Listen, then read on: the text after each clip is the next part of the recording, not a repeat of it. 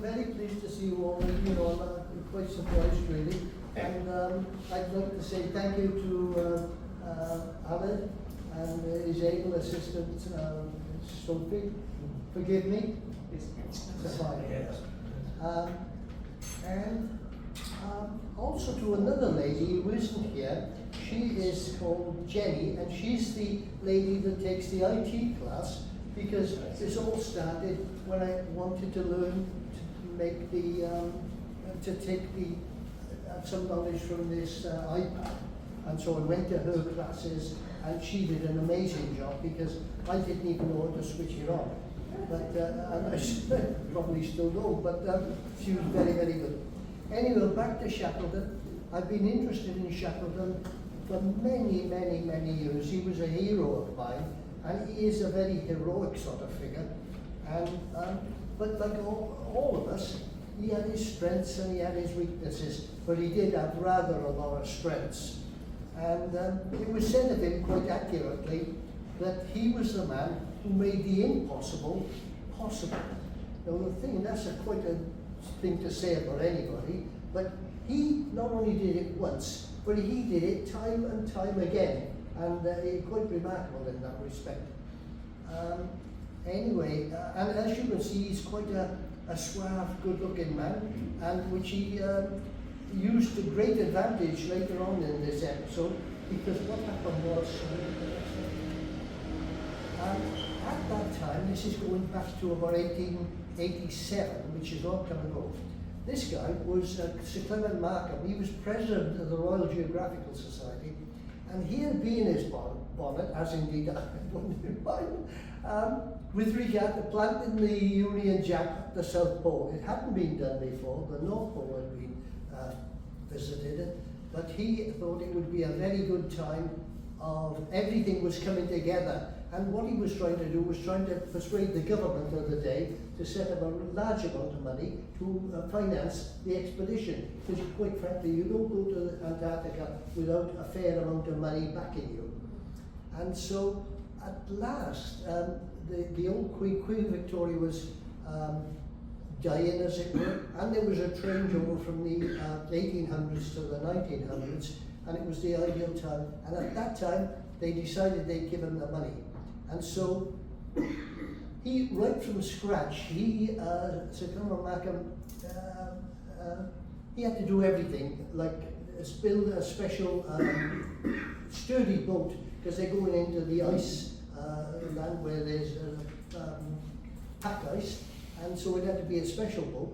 But fortunately, there was a yard up in Dundee which specialised in wooden ships, and that was a dying art now, because before, of course, it was all well, it was wooden, but then it switched to steel and metal plates and all the rest of it, which wouldn't exactly do out there. So anyhow, he arranged to have the ship done. It was called the Discovery, and then he wanted to get together a team of men to take the Enterprise further. But round about, this is Captain Scott, who was in the Navy at this particular time.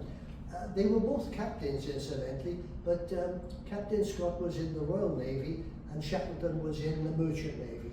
And quite honestly, there is a wee bit of difference between the two.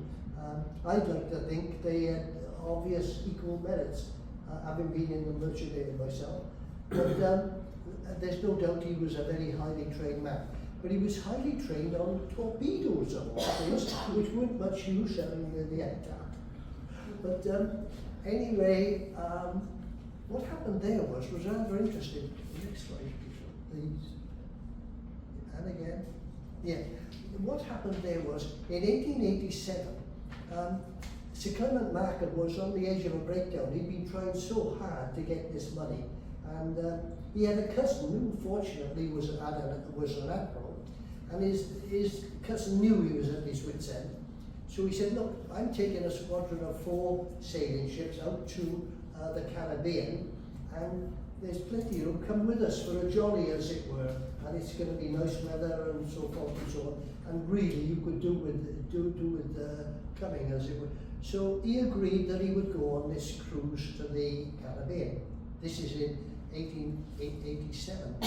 And so off they went, 4 beautiful, beautiful sailing ships, and it must have been quite a sight for them to sail over there. And when they got there, everything was right. The weather was calm and the weather was nice. But then the officers on this small squadron, what are we going to do with this illustrious guest? Because he was quite an important man.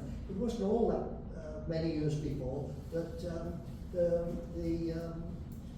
Darwin came back on the Beagle and revolutionised our thinking on religion, for starters, with regard to his theory of evolution, which I understand, incidentally, was previously written up about by a Welshman down at West Wales. But anyway, in all fairness to Darwin, he finished off the thesis. Anyway, they decided that they would have a cutter race. A cutter is like a lifeboat on these ships. And it was a dog of all trades. So when they came into port, the cutter went in. And on these ships, they had a large amount of young men from about 18 downwards to about 12, 13, 14. And they were called midshipmen. And they were literally learning the ropes, because there was a hell of a lot of ropes to learn. And what it was, they thought it was a good idea if Sir Clement Markham started a race, and they had like 4 cutters, 1 cutter off each of the galleons. And there was a great deal of betting and livery, and doubtless the old drink went down as well. So they were very jolly. But the arrangement was that Sir Clement would bring the flag down. But then somebody said, well look, they might not see it, because of course with the 4 of these galleons spread out, they wanted everybody to have a fair start.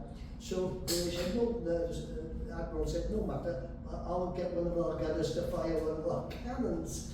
And that was a good idea, except that they didn't sort of warn everybody there was going to be one hell of a bang.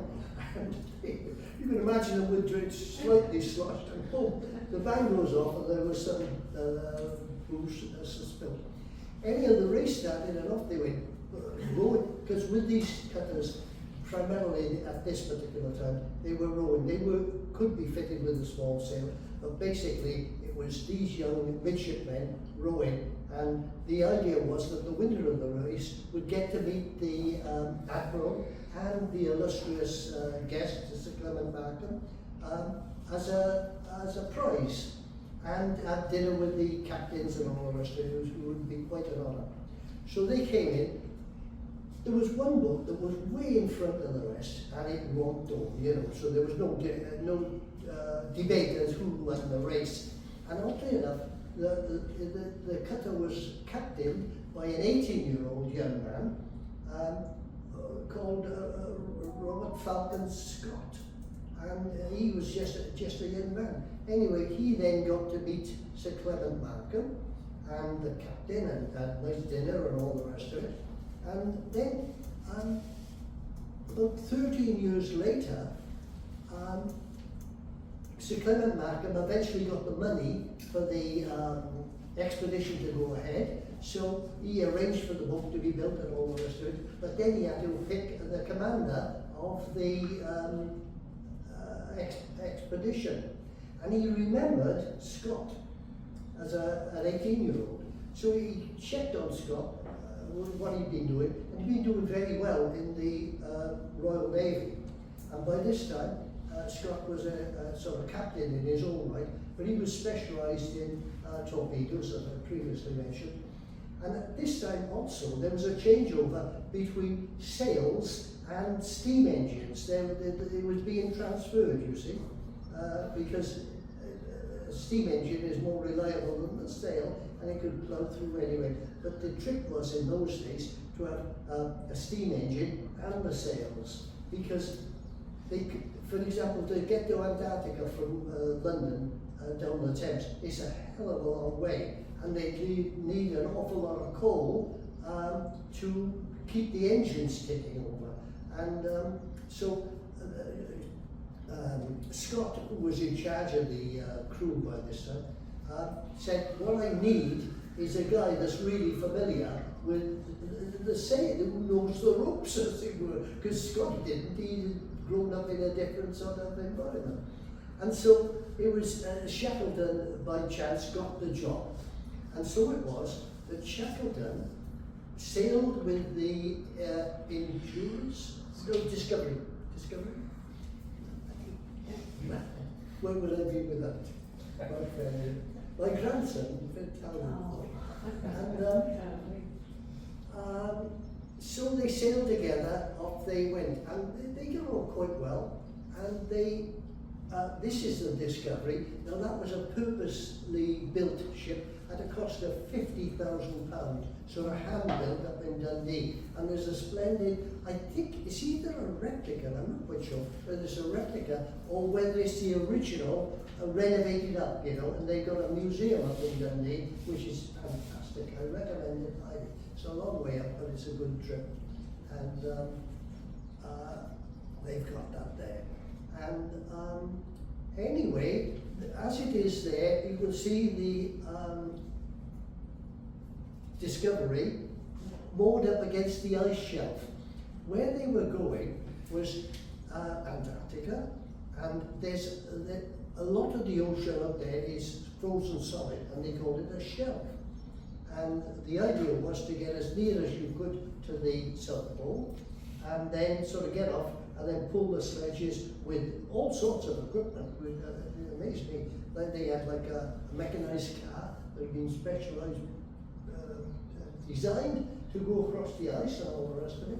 And it was okay, except when the snow was deep. But if it was hard snow, it was very useful. And so then this is the sort of, you can't really see it. That's the route that they went, yeah. And when they arrived at Antarctica, they got off and they built a base camp.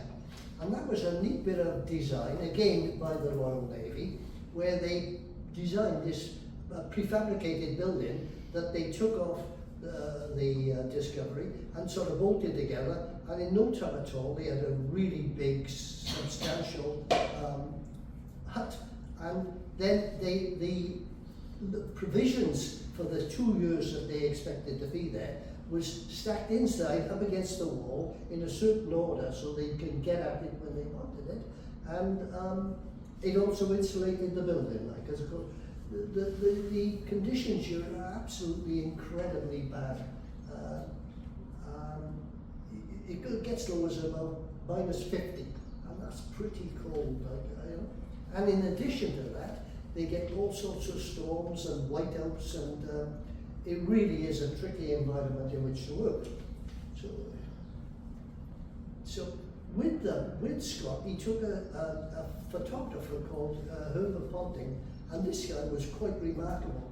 And he'd go anywhere to get the photograph. And there's one part where it says Scott said to, I think he said to Shackleton, we're going to have to keep an eye on that guy, because to get the shot that he wants, he'll take us into all sorts of danger. And he did. But he was a very brave man. As you can see, he gets to the top of the rigging up there. And that's it. I find this shot very interesting. You see, it's got like a triangular tripod to stand the very bulky camera on. Well, when I was a boy, we used to go down to Barry Island, and there were two ladies, I don't know whether anybody else is old enough to remember, and they take photographs of the trippers, and they had exactly the same equipment, a tripod, cloth over the top, and it was very interesting. At least I thought so. Now, when they got the hut assembled and all the rest of it, Commander Scott had to choose who he was going to take with him on the sort of dash to the South Pole. And he chose Dr. Wilson, which was a strange decision, because he was a slightly built man. He was a zoologist. He wasn't a medical doctor, but of course he had medical knowledge. And when Scott was talking to Dr. Wilson, who was a very affable man, very easy to get on with. He said, well look, I've been practicing with a guy called Shackleton out on the ice, setting up the tent and all the rest of it. He tried to survive with it. And I found Shackleton to be very compatible with what we're trying to do. And so fair enough, we'll take Shackleton. And so it was that Commander Scott, Dr. Wilson and Shackleton set off from base camp with a provisioned sleigh, which was quite heavy incidentally, because they knew they'd be away. It was about, about 500 miles from the base camp to the pole, so they would be there for quite several days, or a week or more, and they took everything with them, and so off they went, and they hadn't gone all that far, because of course this was all new to them. Not one of them had polar experience before, and so they've taken the sledge with them, and it wasn't all that long before Shackleton, this really strong, hulky sort of navy bloke, who grew up under sail. Now to survive sailing these cabins, you ought to be pretty tough in the first place, and he was. But he got very ill, and at first they couldn't understand him. What the hell's it? You know, he was, one minute he's well, and the next minute he's ill. And Wilson said, oh, I know what's from this year. He said, he's got scurvy. And he said, scurvy? Sort of 200 years earlier, Captain Cook had gone to the South Seas and discovered that scurvy, which was a bane of seagoers, they used to be dying of it right, left and centre because they didn't have fresh vegetables or fresh milk, and because of that, they got scurvy. And but Scott had spent a lot of time choosing the diet that they were going to take with it, all the time in the world, back in the UK, to buy it and to store it, you know, and to allocate it to different journeys. And but he slipped up because it was all tin stuff. And so it was that Shackleton got scurvy. No, scurvy is a killer disease. It can kill you, and he got iller and iller. And Dr. Wilson said to Scott, he said, oh look, we're going to have to turn around and take him back, and or he's going to die.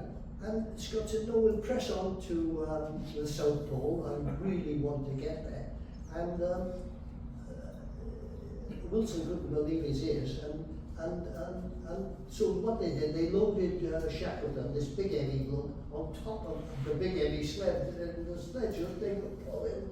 And they proceeded to pull him along. And Shackleton straight out. And he was incredibly foolish, and so eventually Scott gave way and decided to turn around and go back and try and get back to base camp, because by now they'd gone a little distance and it was a fair old job for them to pull this very heavy sledge with provisions on it, albeit their own provisions, back to base camp. Now, as they went back, and it was a heroic task for them to save Shackleton's life, and they did. They too got scurvy, because of course they were eating the same food. So Scott got scurvy, and Dr. Wilson got scurvy, and Shackleton was absolutely a dead storm. And anyway, they eventually, by a heroic effort, got back to base camp, and they had fresh food and vegetables and all the rest of it, and it wasn't no time. But when Scott realised that they had to turn around and go back away from the South Pole, he wasn't well, he wasn't happy with that at all. And he started to call Shackleton, who was stretched out very ill, our invalid. Now that's a sort of mocking terms for a guy that's quite ill. And from then on, he referred to Shackleton as our invalid, and I think that's catastrophic. I can't, that really sort of upset me. And so back they came, and when they got back to base camp, Scott then said, look, we would have definitely got to the South Pole, but for our invalid. Now that was a load of nonsense because they were nowhere near the South Pole, they just hadn't made the distance. But as far as Scott was concerned, it was Shackleton's fault, and Shackleton was going to get the blame. And Shackleton did get the blame. And so Scott said, look, what I'm going to do, I'm going to let Shackleton go back on the supply boat that's going to go back to New Zealand and sort of get better there. But really, he's got, he's cost us this trip to the South Pole. And so Shackleton didn't want to go, and he was sort of getting better, but he desperately didn't want to go. But Scott was just as desperate to have him out of the way, because Scott realised that they had failed, and they would need one way or another, they'd need a scapegoat. And Shackleton fitted the bill admirably, because he wasn't even a Royal Navy man. He was a merchant Navy man. And Scott was, if he'd been Royal, he probably would be much better and all the rest of it. So back went Shackleton on the boat. And of course, now he's on a boat, he's not doing any work. He's just eating really good food, he got the sea air, the leisure and all the rest of it. It wasn't very, very long before he then got back to his full normal strength. By the time they got to New Zealand, don't forget this is sailing ships with an additional steam pump.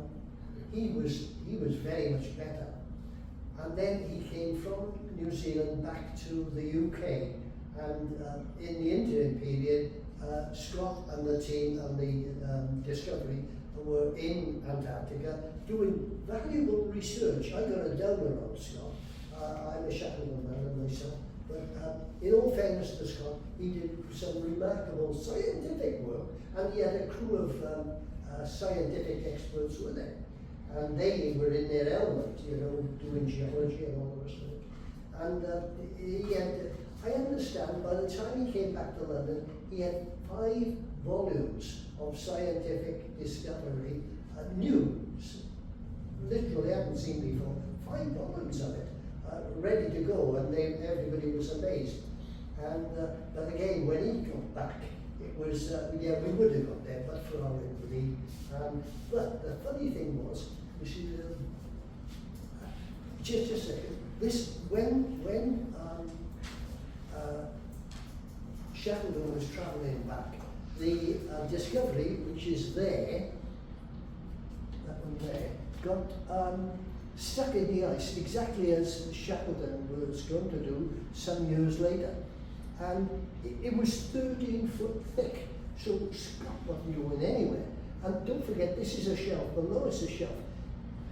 In the season, it moves, and it sort of drives in with the tide, and it's millions and millions of tons. So Scott was on a hiding to nothing. He didn't know what to do. It's interesting to compare his predicament with Shackleton's some years later. Anyway, but what he didn't know was that Sir Clement Markham had realised that he was probably in trouble, and he decided, and he was an influential man, that the Navy would release 2 ships, namely a ship called the Morning and the other one called the Nova Scotia, with which, the Terra Nova, forgive me, the Terra Nova. I sailed on the Nova Scotia, I get awfully mixed up. And they sailed these 2 rescue ships to where they knew pretty well that Scott could be, and sure enough, they sailed through the ice, and there was the Discovery really fixed. Well, they had a very effective method for releasing them from the ice, dynamite. They didn't mess up. Because if you can imagine 13 foot of ice, it takes some shifting. You can't take a pick and do this business. So they put loads and loads of dynamite in, and boom, boom, boom, and then the Discovery was clear. And so she then, along with the Morning and the Terra Nova, came back to the UK. When they came back, Scott, there was advance warning of coming as a group. Scott, who's standing there with his arms folded, that's I find that a very interesting photograph, because Scott, of course, was absolutely tapping. with Shackleton. forgive me, Shackleton was tampered with Scott because he was shouldering the blame.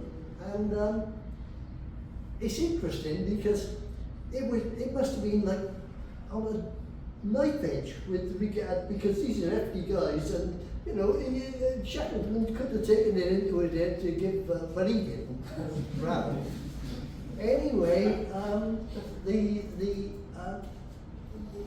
regarded the return of Scott, Commander Scott, as a triumph. He got nowhere near. He didn't fulfill his objective, but he did do an awful lot of scientific work. I find it difficult to give him credit for it. But he did, in all fairness. I know where my armchair guy to, I've been up in the Arctic, but not into the Antarctic. And when he came back, King Edward II, Bertie, and Bertie was the king, as it were, and he was in a funny position because he was Victoria's eldest son, but not second eldest, so he was the spare. And so no need to worry, because quite frankly, Bertie didn't take the diplomatic work and learning languages and learning all the skills that a king of England would have to need because of the spare. But unfortunately, and women are often to blame.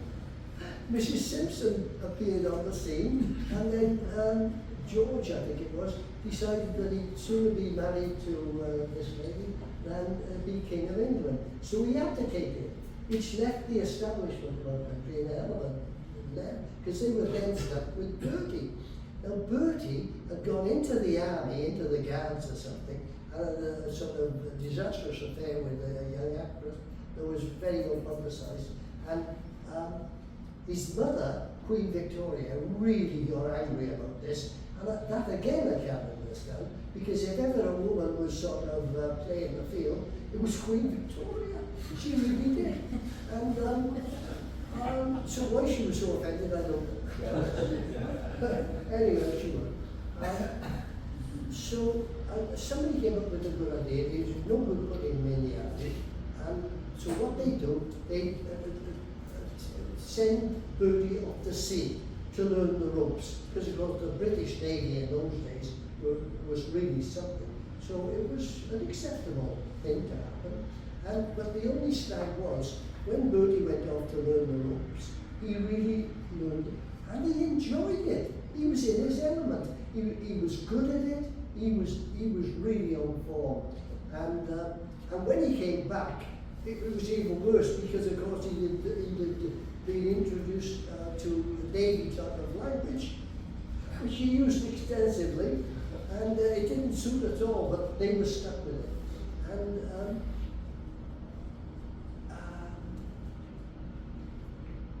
that's the next slide.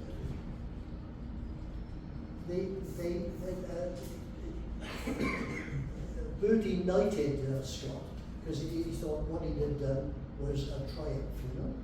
And I can't understand it anyway. I think what it was, they needed heroes, and this was just before the First World War. And so they knighted him, and he became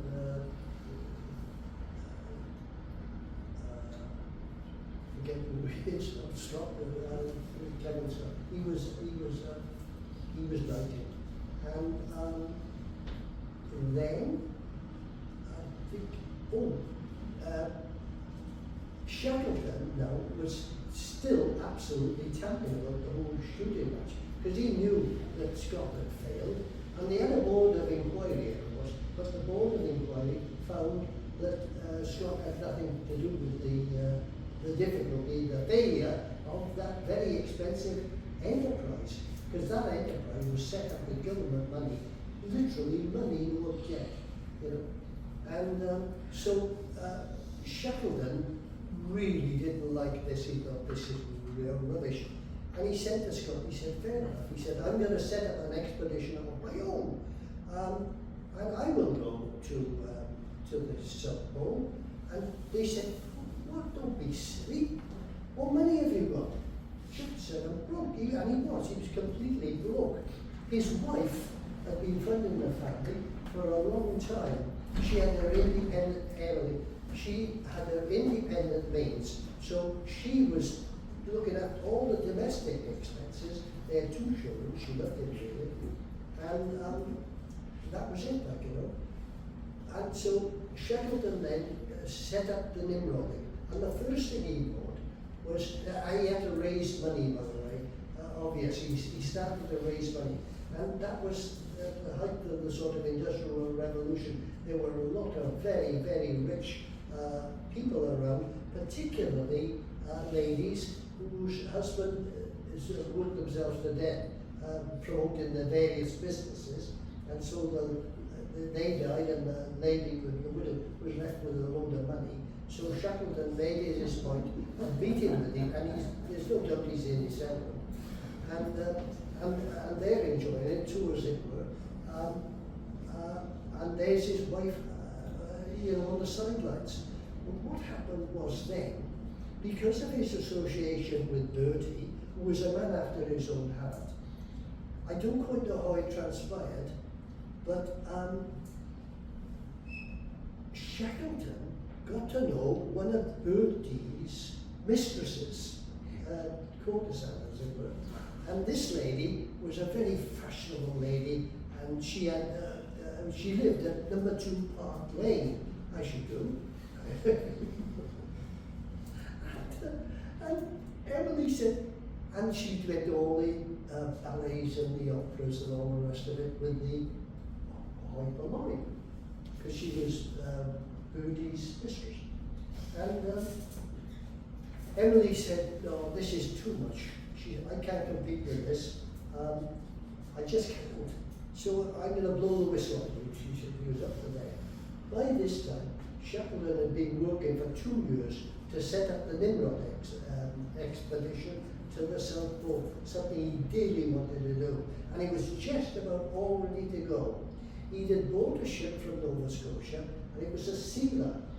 It's like a whaler, only they catch seals, and for the oil and all the rest of it. This ship, the Nimrod, was 40 years old. Now that is a hell of a long time for a ship. And it was working in icy waters up in the North Pole, just off Canada, Nova Scotia. And what they do, they catch the sea, butcher them, and boil them down for oil. The whole thing was stinking of fish oil. It was very unpleasant altogether. And so Shackleton bought that for £5,000 unseen. He hadn't even seen it. Mind you, that's the sort of guy he was. So when he'd sailed in from Nova Scotia, St. John's probably, came across the North Atlantic, sailed up the Thames into London, Shackleton couldn't believe it. It was like a wreck. I mean, not only was it a wreck, but it was a stinking wreck. You could hardly go on board without being like vomited. And because 40 years is a long time to go sealing. And but he was stuck with it. So once again, now many men would have thought, oh, look, I've beaten that. This is it. I have paid the money. It's no good. Blah blah blah. Not Shackleton. He got a team of men in, and they scrubbed and they refurbished and all the rest of it. And slowly but surely, they brought the Nimrod, which was a sturdy little ship, but they didn't look like it at that time. They looked like a disaster.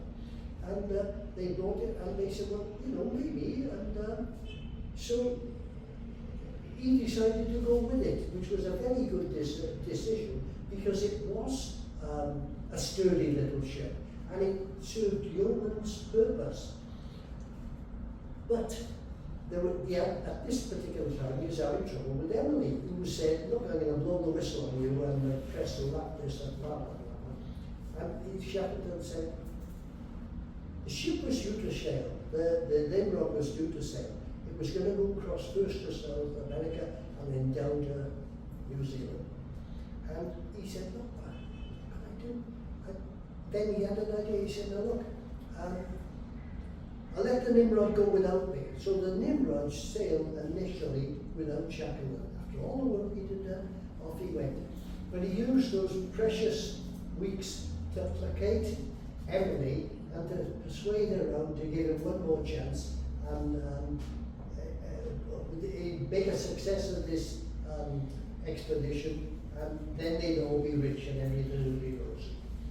And so she agreed, and he said, what I'm going to do, I'm going to get a mail ship from the UK out to I can't say, Tijerano, forgive me, in South America. And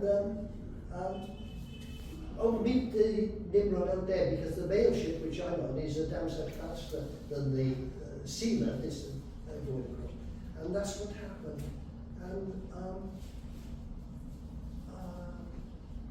just a minute.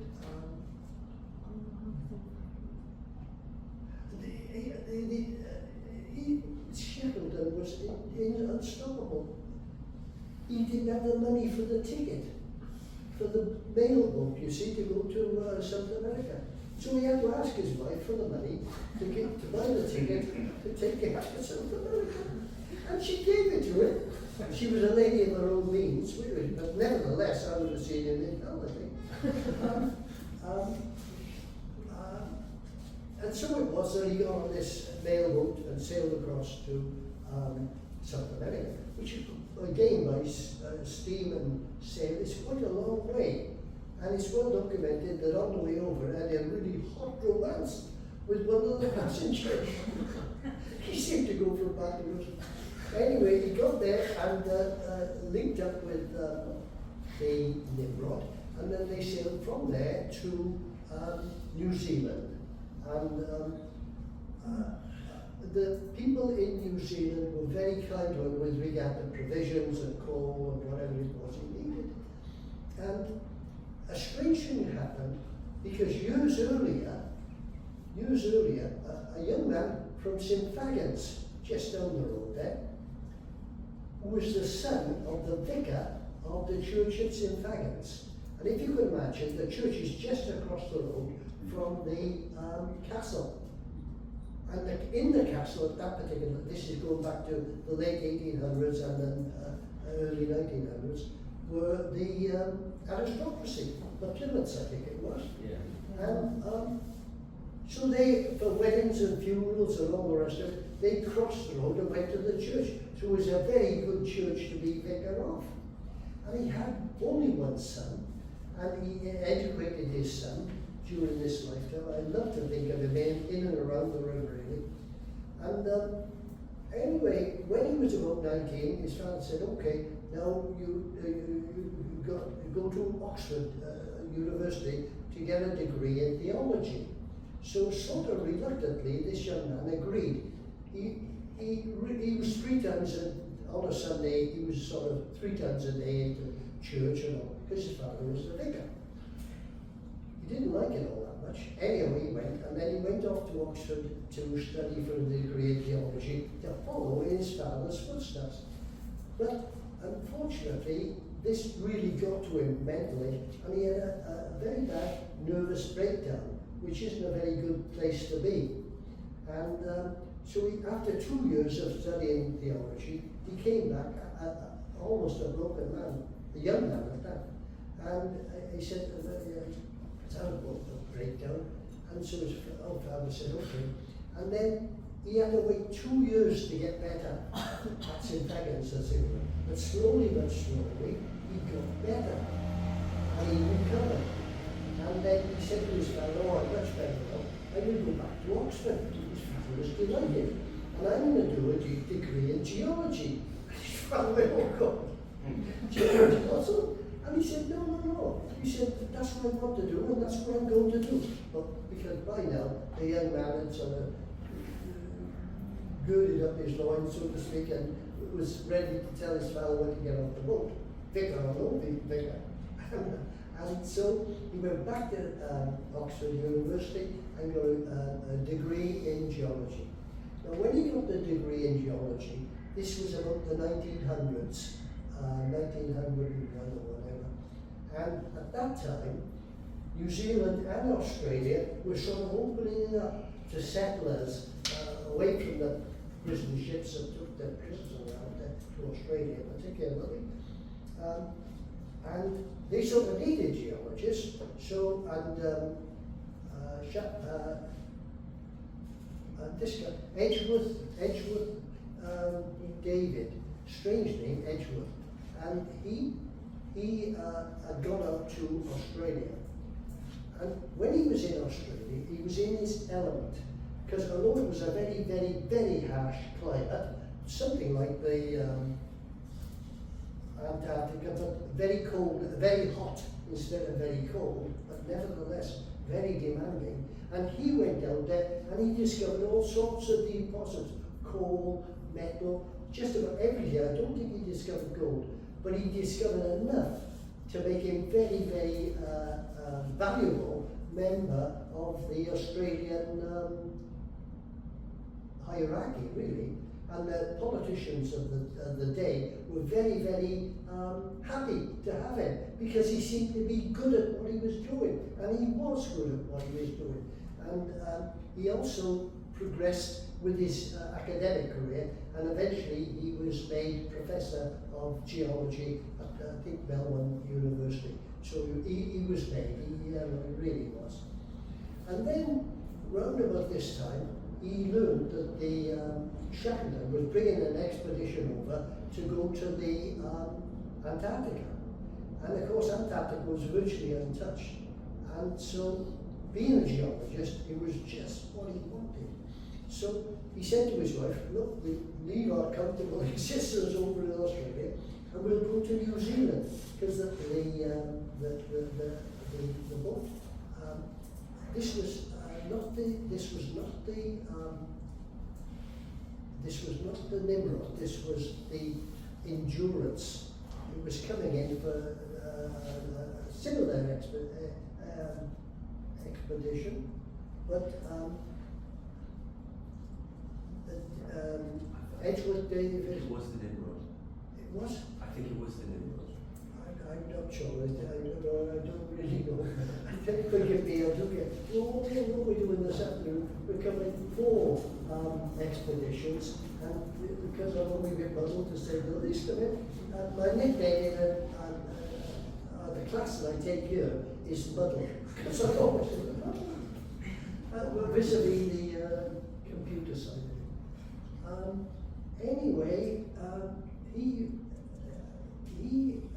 Edgeworth David learned that Shackleton was coming, and he went over to New Zealand, taking his wife with him, to see him.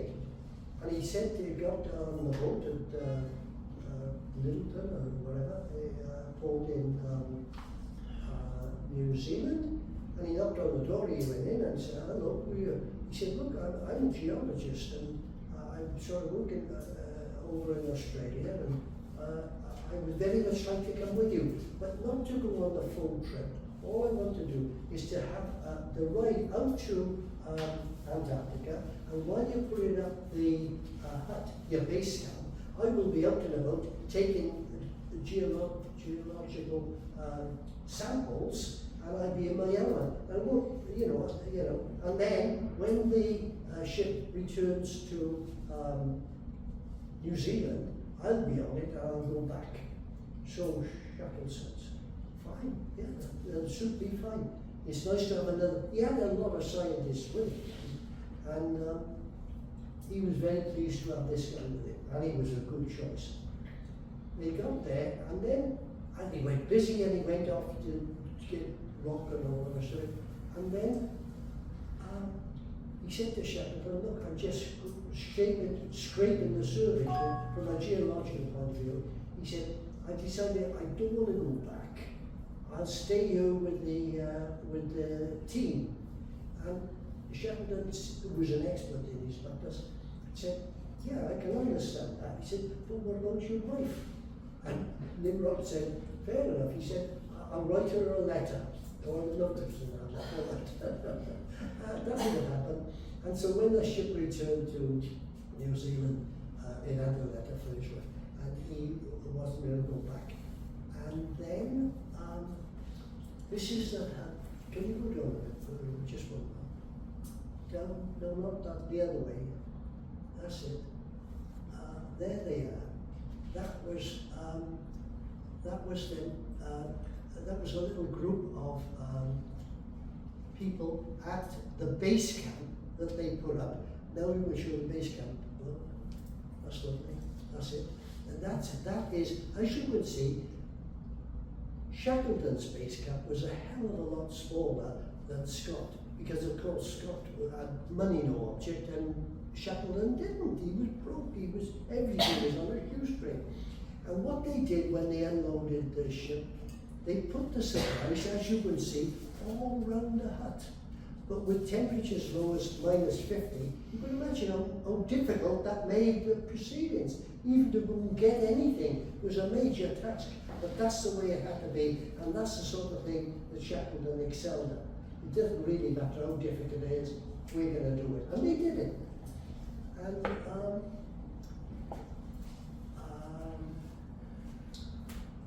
you will see the next slide now. Well, that's a map of where they were roughly in Antarctica. And what happened then was that Shackleton chose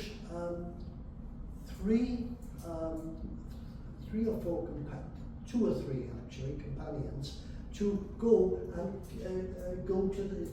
fulfill the object of the expedition, and that was to get to the South Pole. And so he got his team together, and off they went to get to the South Pole. And they got within an ace of the South Pole. I think it was about 97, sounds a lot, but you're talking in terms of hundreds of miles as they were across icy, unexplored terrain. And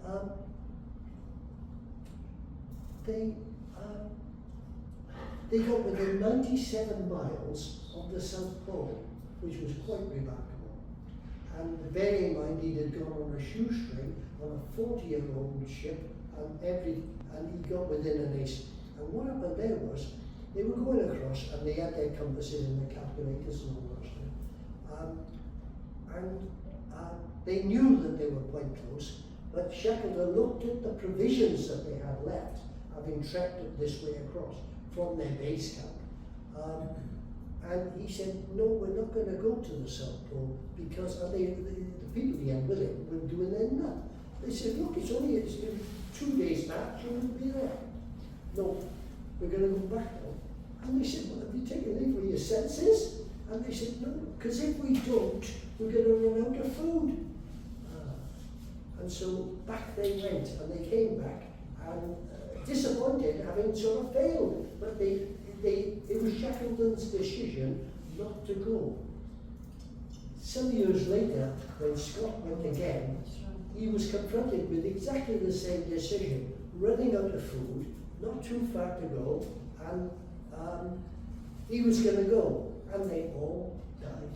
So personally, I was Shackleton, and so back they came, and then they got on the boat, and they came back, and by the time they came back, word had been transmitted from New Zealand, I think, that they had got within an ace of the South Pole, and they were regarded, much to their surprise, as heroes, which of course they were. And they were really, everybody was really pleased, and Bertie instantly said, okay, we're going to knight you as well, so he became Sir Ernest Shackleton. And if you see here, if I can find it, this is the crowd in London when he returned. There's Shackleton just there, and here in the hat is Emily, and she loved it, of course, and rightly so. She put in her effort to sustain him and to get him there, and so that was rather nice. And but then the next the only one that didn't really like it was Scott, because he realised he'd been trumped by Shackleton in a 40-year-old ship, absolutely broken, all the rest of it. And so he worked all together. As a matter of fact, Scott had like a political lobby with him, and they lobbied disgracefully to say that had Shackleton done what he had done, But Shackleton had quite a few eminent scientists on his team, and they backed up what he said, and in point of fact, what he said had happened.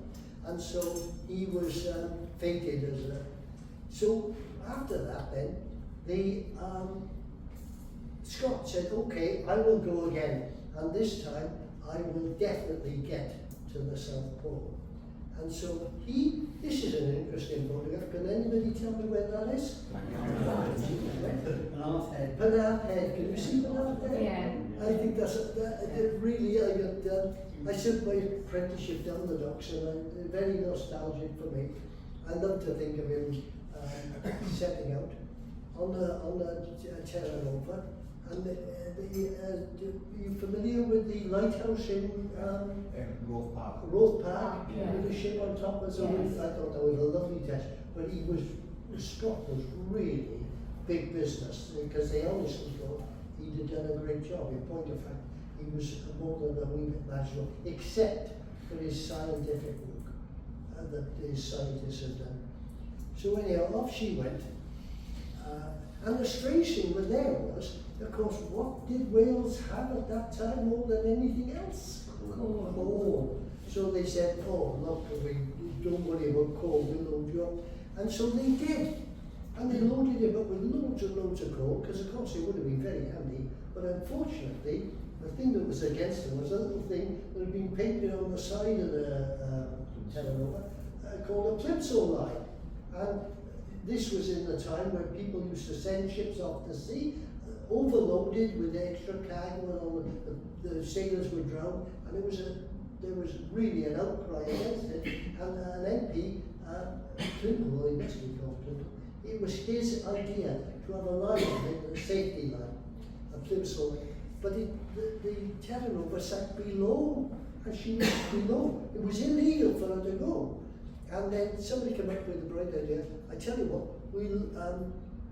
we'll engage the Terra Nova as a member of the Royal Squad, the Royal Yacht Squadron. Now, Royal Yachts don't have to have a Calypso line on. And so it was that the Terra Nova sailed off down the, almost to a doom incident. Almost to a doom. Because she said she was overloaded. She went down there, and as they were going down towards Lundy Island, there was a great storm. And the ship just couldn't cope with it, because she was really down. And they had to man the pumps almost non-stop for a couple of days, until they get out of danger, as it were. But she was within an ace of sinking. But she didn't sink, so off she went to next slide. There we go. Take them towards the South Pole. And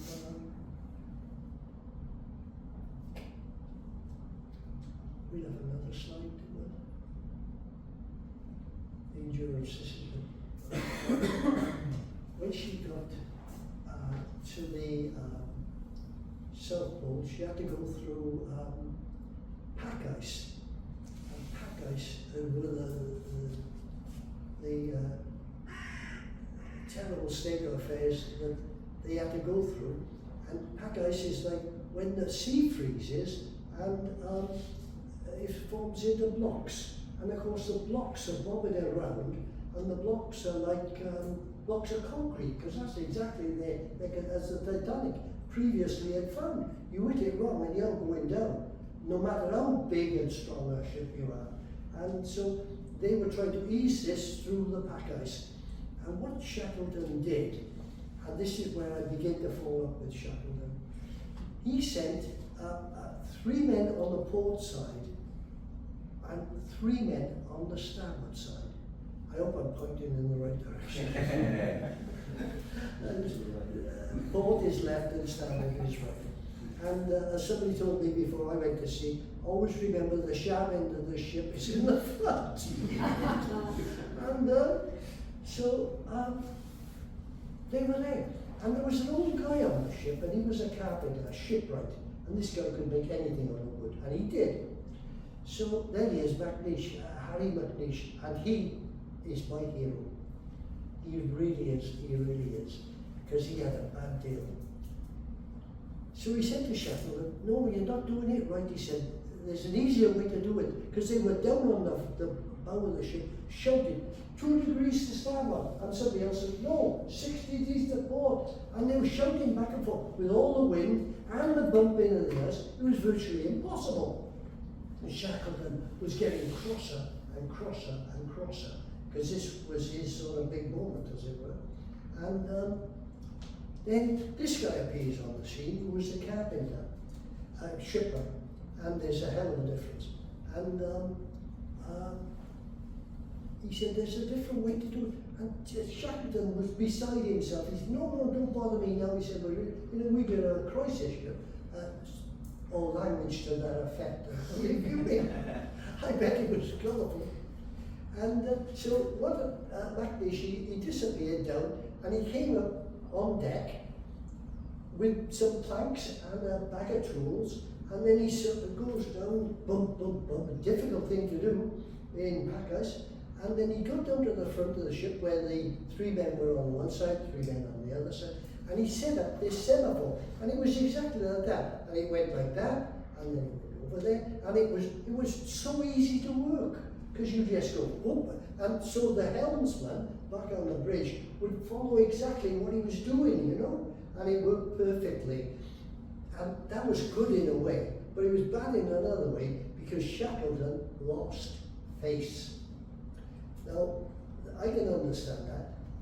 If you were a leader that's going into a dangerous situation, dangerous environment, you've got to have that sort of respect, confidence and all the rest of it. But if this guy, shipper, comes in and corrects him and says, no, this is a better way to do it, and then he balls him out, and don't let him do it, and he goes down and does it anyway, because that Macnish was like that, and he was an officer, so that's what he did. But they fell out at that point, and Shackleton, in all fairness, never forgave him, and I think that's absolutely wicked, because this guy, Macnish, went on to save the whole party, not once, not twice, but constantly. Almost every turn they made, Macnish was behind their salvation.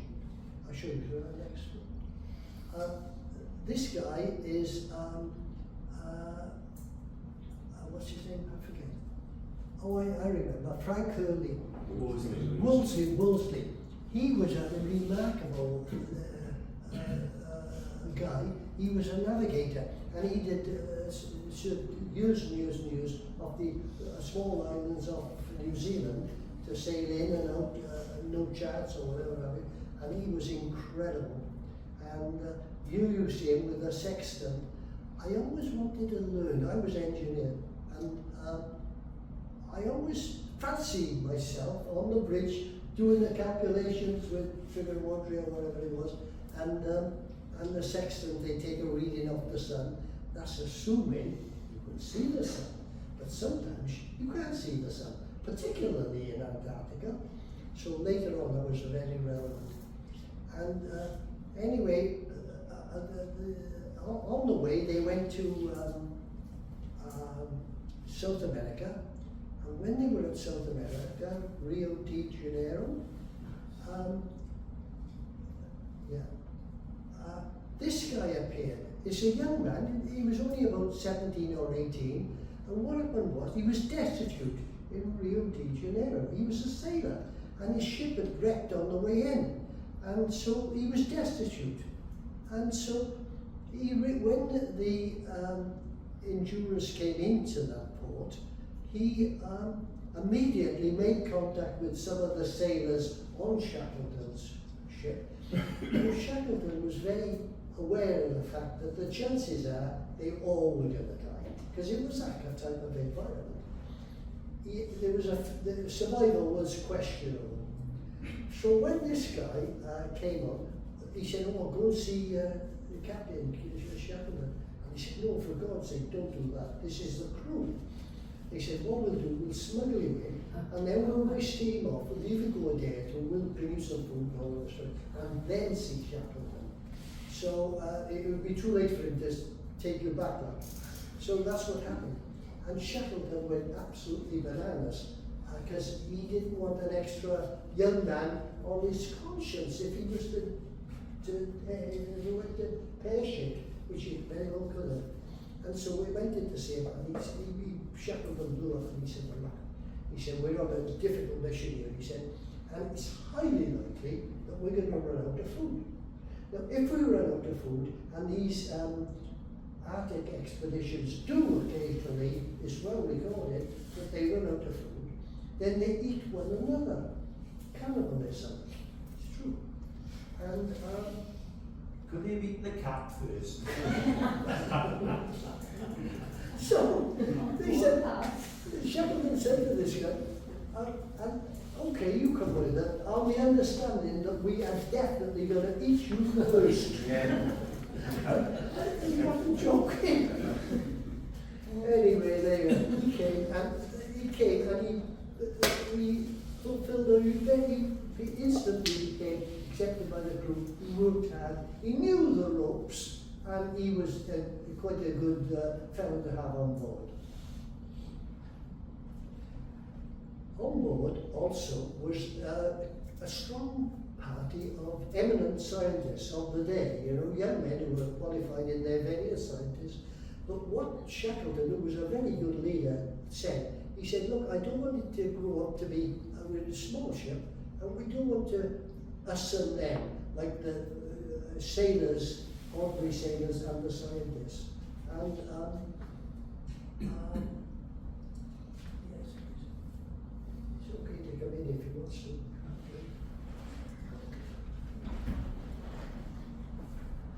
There's no problem with the ceiling. Yes, but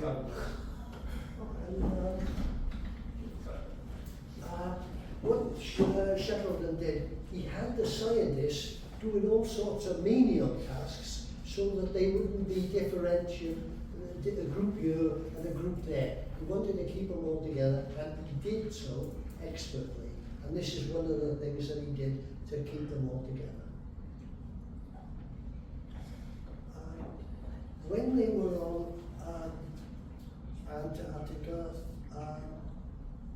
they were struck, and this amazes me because just recently there's been like tourists going to Antarctica, and there's a lot of criticism because where you get tourists, you've got the debris that they bring with them, and you know they show us how to run a Torremolinos out in Antarctica, which is sort of what they're getting because they have to bring in a law to stop these great big cruise ships going in there and get it. It really wasn't on. Unfortunately, they managed to stop that. But the smaller cruise ships are on a winner because they're stocked up to the gunnels with very highly paying passengers, and they went up. And the strange thing, I found it really strange, the beauty of the place. The men that went always remark, it's beautiful. Like breathtakingly beautiful. I would have been freezing. They said it was lovely. And this is like an ice cave, huge. And there we are. This is sadly you can't see it all now. But what these ships did, the Endurance, it came from Britain, and this is South Georgia, where the Falklands War was fought. Not very long ago. And it was fought, if you remember, just recap a little bit, of the Argentinians, scrap metal dealers, going out to where they, because this was a whaling island, and all the metal material, boilers and all the rest of it, were just disregarded. And so the scrap metal dealers went out to it with the idea of taking it, because they claimed sovereignty anyway. And of course, that's when the trouble started. Anyhow, the ships came in from South America, and the first port of call was this little island, South Georgia. And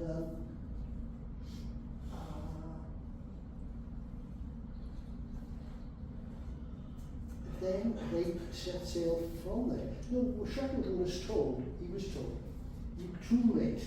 You're too late in the season. Before you get from here to South Georgia, you're going to be frozen in. You just haven't got the time to do it. And you might as well leave it because you sure as hell don't want to be frozen in.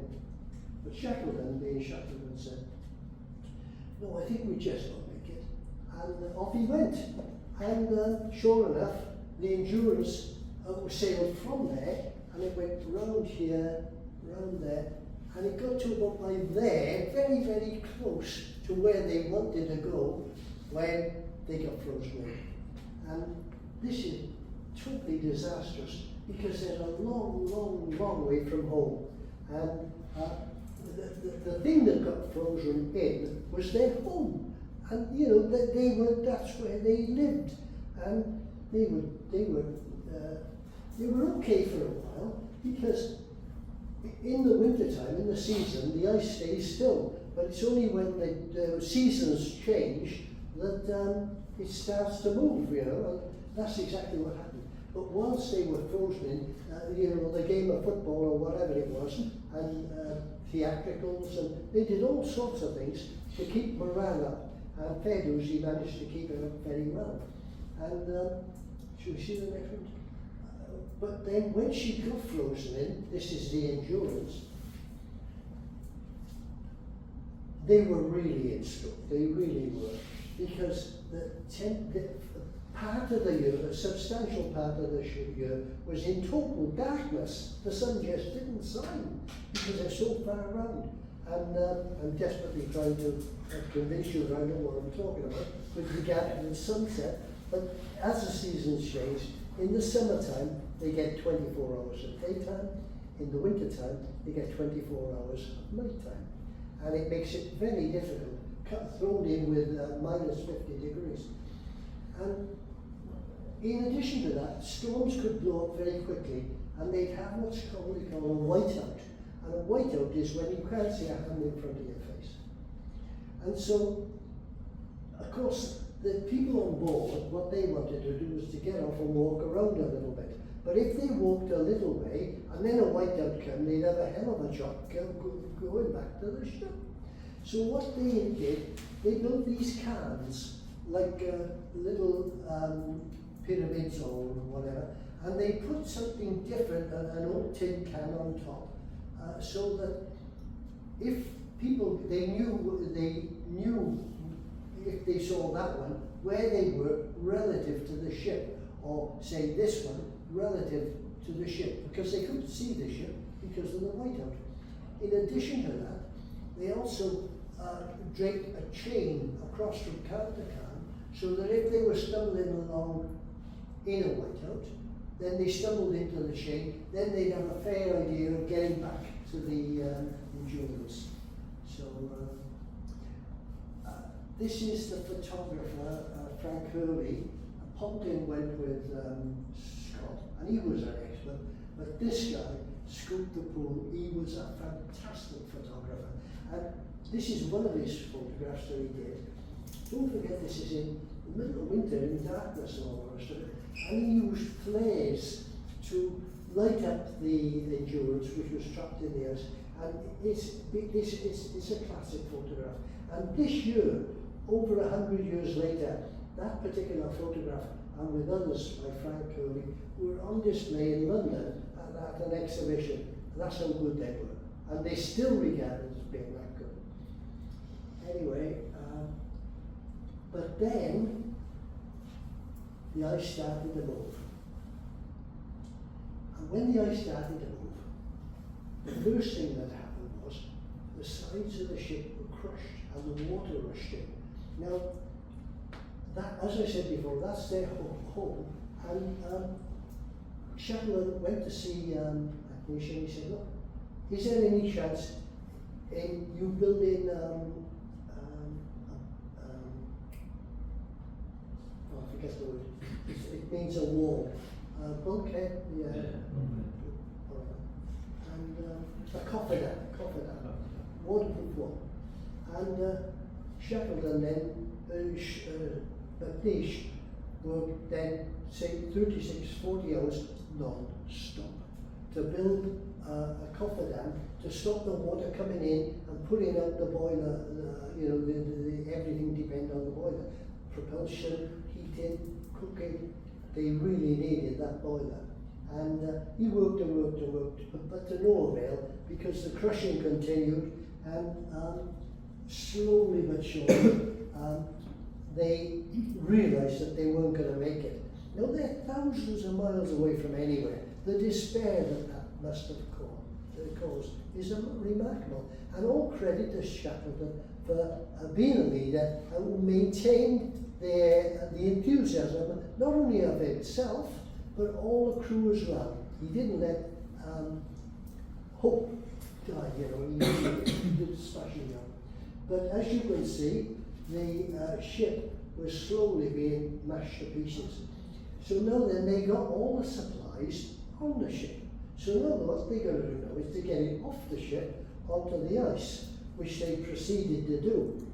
And they worked very hard to do that. And then when they got it off the ice, when they got the provisions onto the ice, they set up like a base camp. In which they'd have to stay because the ship would no longer be there. They had to build a kitchen and tents where they're going to sleep and all the rest of it. It wasn't a very good scenario, and that was it. And but the seasons were sort of changing, hence the ship being crushed. So they're on this ice shelf, and what that meant was that the edge of the ice shelf was sort of breaking away and fall. So what they said was they had 3 lifeboats, gifted by individual women incidentally, and named after their husbands. They had 3 lifeboats, and Shackleton said, okay, well, what we'll do, we'll tow these away from the new ice base camp that they had made towards where the sea is breaking up, so that when we get there, we up on it and then sail off in the little bit of sea that's there, you see. And they were experts, by the way. And they knew that if they could do that, if they could get them in the water, and then there was an island about 100 miles away called Elephant Island, and they would get to Elephant Island, and then they'd be able to camp out on Elephant Island, and then with a bit of luck, they'd be able to contact Great Frichem, South Georgia, 800 miles away, 800 miles. Shackleton says, nah, you can do that. He was a remarkable man. So they started to pull these ships. Now, the photograph there is a bit of a giveaway, really, because it's dead flat. And oh, another thing they had to do before they could pull the ship, McNeish had to make really strong sledges on the ice. He didn't have a nice workroom with vices and all the rest of it. He made it on the ice, made 3 really robust sledges onto which they loaded these 22-foot long cutters. One was called Stancombe Wills, the other one called the James Carr, and the other one was called, begins with a D. Dudley Docker. Boy, he's my right hand man.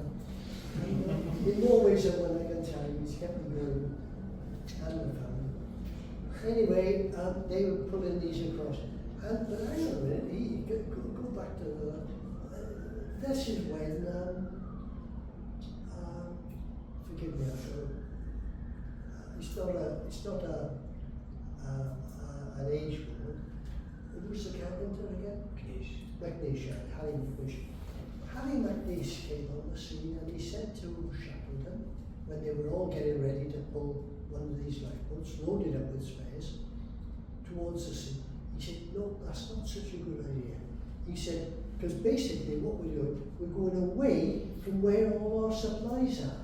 And you know, I doubt very much whether we'll be able to take it on. We're going to have to leave some of it, yeah. And Shackleton didn't like that.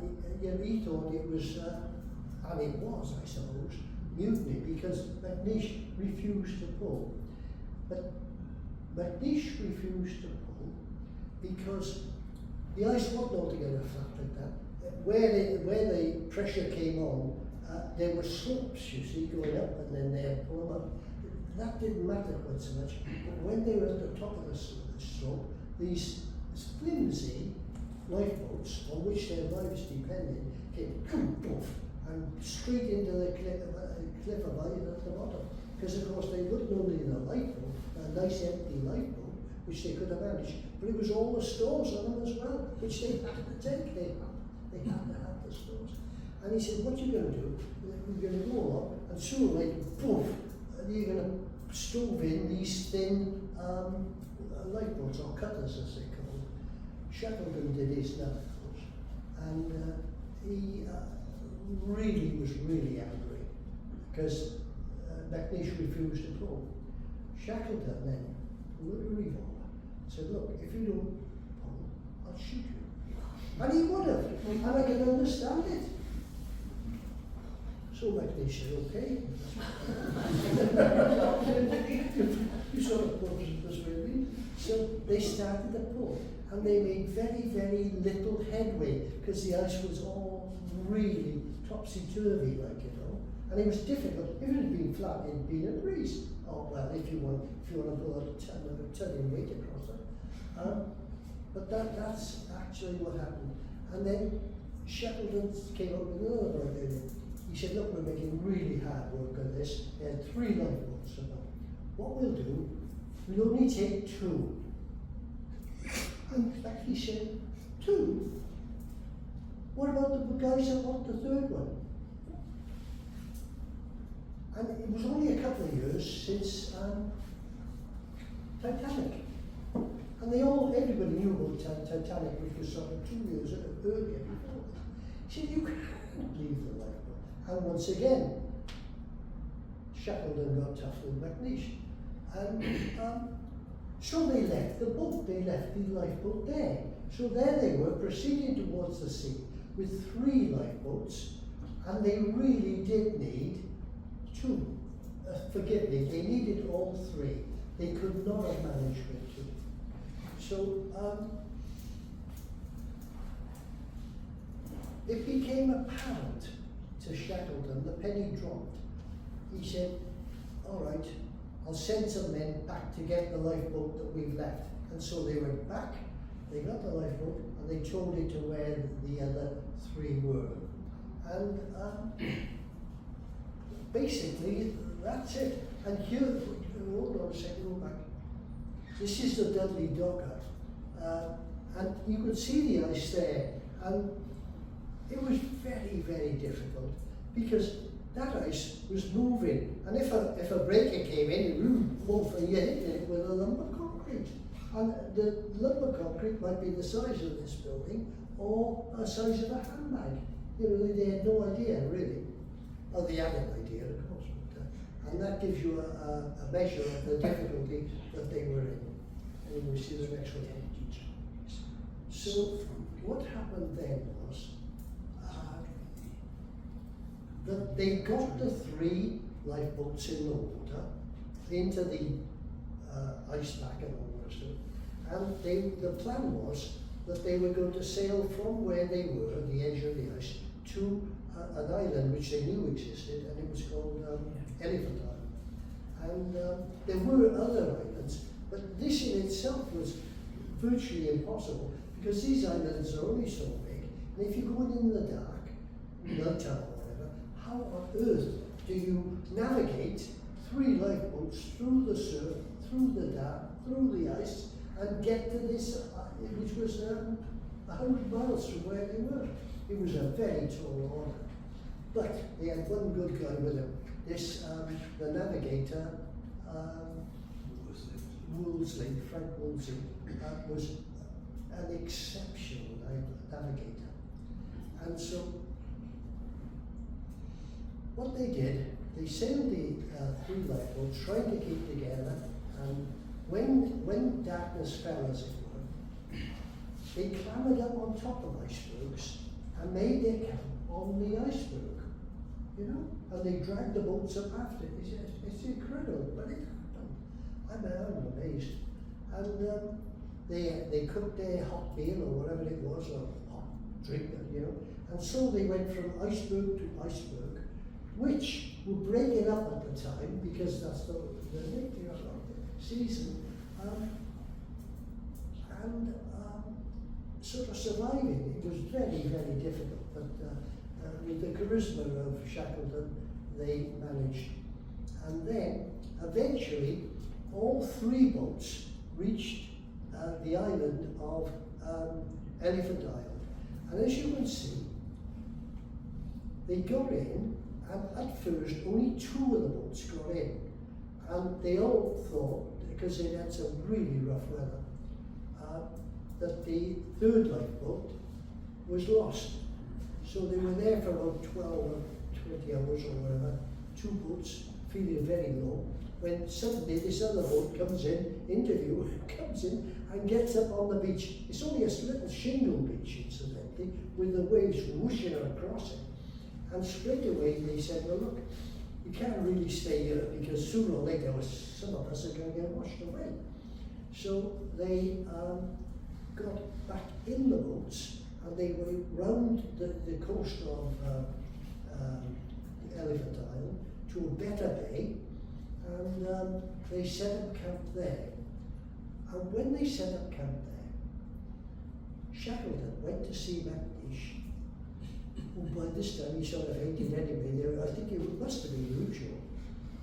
And he said, look, what we're going to do, we're going to make camp here, and then what I'd like you to do, if you could, is to build up this lifeboat with higher sides and maybe a deck, or do we have a photograph of that? Yeah. No, not that one, the James Cameron, she said. I don't think so. I don't think we've got all of the highest. It's okay, all right. No sweat. And MacNeish said, yes, I can do that. And that was an incredible thing to do, because you're talking about curved planks around the, but that's exactly what they did. That's what MacNeish did.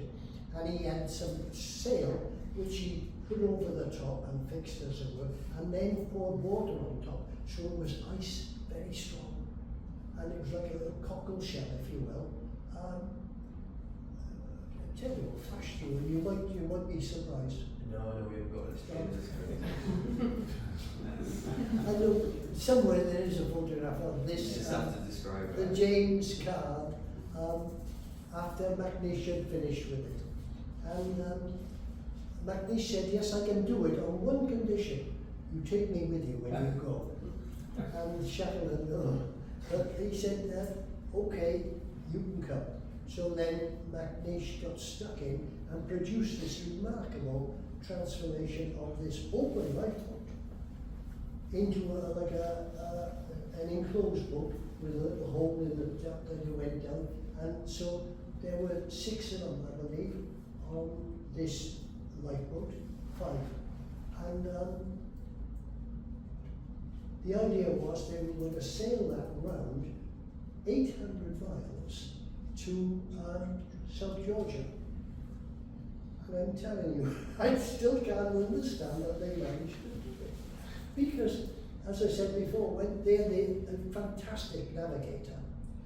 If you can imagine the Pacific Ocean, it's almost unbelievable in size. You've got this tiny island, and you've got to sail 800 miles, no, 100 miles to the Elephant Isle, from Elephant Isle to South Georgia, 800 miles. And so finding South Georgia is an amazing feat. So off they go, bang, and eventually, of course, with Frank Woolsey, spot on to South Georgia. And when they were on Elephant Isle, what they did, they had one of these boats and they turned it upside down to form the roof of the hut that they were going to live in until Shackleton got back. In inverted commas, nobody expected him to get back. The 800 miles from South Georgia. So that's where they lived, and they were sort of there and managing as best they could. And so, yeah. Oh, that's it, is it? Okay. Shackleton then sails round together with McNish and Wolseley and one or two other guys, and they navigated all the way around. And I understand that Wolseley was sort of disappearing down into this hole in this boat, and using a candle to look at trigonometry tables to calculate their position and where South Georgia was. Absolutely mind-boggling. So, and then we get back, as it were. He did get back to South Georgia. It was the most amazing feat. But unfortunately, when they got back to South Georgia, they got back to the wrong side of South Georgia, because South Georgia is a tiny island with huge 13,000 feet alpine types of mountains in between them and Griqualand, which is over here. So what does Shackleton do? All right, what we'll do, we climb over it, get down, slide down the other side, but we don't drop down. That's the sort of fellow he was. And McNish said, it was by now McNish, who was one of the oldest members of the crew, was showing signs of wear. All this time, McNish had been keeping his own diary, and absolutely amazing. And McNish said to Shackleton, well, hang on, before you go, he said, let me have your boots. He said, Shackleton, what do you want boots for? And what he did, he drove wood screws through the soles of their boots so that they'd be like crampons. And and that was great because it was sliding all over the place. On one of Scott's expeditions, they had a group of men supposedly getting practice on the ice, and one of them started to slide. I think his name was Vincent. And they were all there, and this guy goes slowly past, picking up speed, straight over the edge. He was never seen again. So the crampons were pretty necessary. And in addition to that, McNish said, look, have this as well. And it was a tool called an adze. They don't use them all that much now, but it was like a chopper, only instead of the blade going that way, the blade went this way. And so he said, you'll be able to use this as a sort of ice axe, or to cut steps in the ice on the way up over this 1,000-foot. The Garth Mountain is 1,000 foot. Imagine something 13,000 feet and you're cooking with gas. I'm getting slightly mixed up here again, because that's what Edgeworth went up when they were at base camp, and they were on the side of a volcano, and it was 13,000 foot high, and Edgeworth said to Shackleton, look, I think I'll be able to climb that. And Shackleton said, do what? He said, up he went with a party and plopped the flag down on top of Edgeworth. Erebus. And that was that. And then when he came back, he said to him, I'm doubling back on my story now. Do it for time? Might have to sort of wrap it up. Oh, it is. I'm sorry to have kept you so long, but basically, always got at the end. And the Shackleton never lost one single man. Excellent.